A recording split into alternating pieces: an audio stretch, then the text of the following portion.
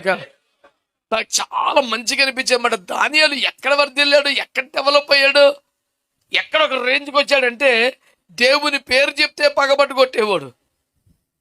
ఏ పాపం చేయకుండా పరిశుద్ధంగా బతుకుతున్న అనింద్యుడిగా నిర్దోషిగా బతికిన ఏదో వంకబెట్టి విగ్రహారాధన చేయలేదనే,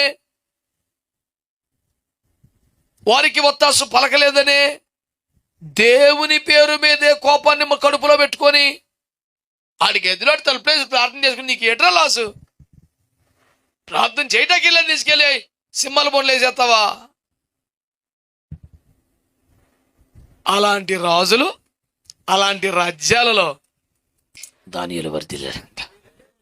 ఇదంతా చెప్పడం వెనక నా ఉద్దేశం ఏంటి? అంత అనుకూలంగా ఉన్న చోట, అంత సౌకర్యంగా ఉన్న చోట దేవుని కృపను బట్టి మనకి పర్లేదండి అన్ని చోట్ల మనకి ఉన్నారండి. ఆడు కాదు, నీ భక్తి నువ్వు చేసుకుంటే అగ్ని కూడా వేసే రాజ్యమా? నీ గదిలో ప్రార్థన చేసుకుంటే ఎత్తుకెళ్ళి సింహాల బోన్లు వేసే ప్రభుత్వమా?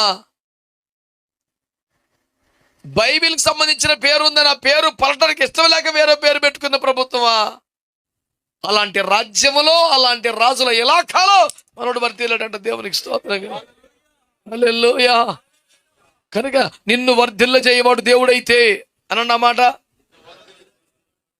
దేవుని వాక్యాన్ని బట్టి వర్ధిల్లితే, దేవుని ఆశ్రయించి వర్ధిల్లితే, దేవుని పని హృదయపూర్వకంగా జరిగించి వర్ధిల్లితే, శత్రు రాజ్యములో, వ్యతిరేక ప్రపంచములో, చుట్టూ శ్రమలు, శోధనలు, సింహాలు, అగ్నిగుండం ఉండా నువ్వు వర్ధిల్లుతావు.